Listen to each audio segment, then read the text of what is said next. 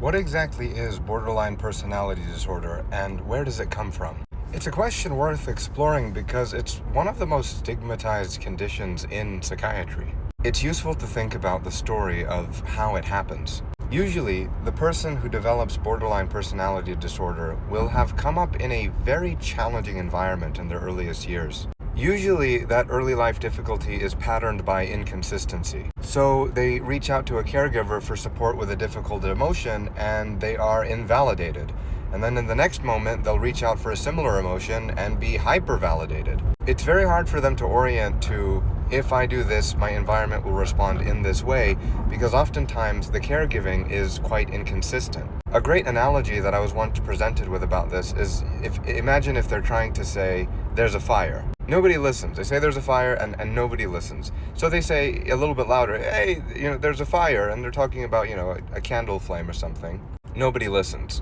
Then they scream at the top of their lungs, the entire house is on fire, everything is terrible, we're all gonna die.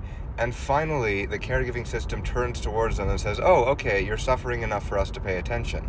It's a bit of an extreme metaphor, but you imagine what would happen over time if that pattern was reinforced, that pattern of nobody will pay attention to you unless you are on fire, literally about to die. So later in life, you see this patterning of self-injurious behavior at times of crisis and often repeated suicidal behavior that puts them at very high risk.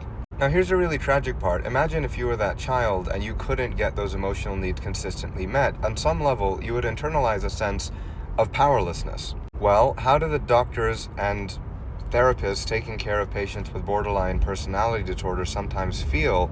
They sometimes feel powerless, and it can be very difficult because you want to help, you want to change things for your patient, but you can't.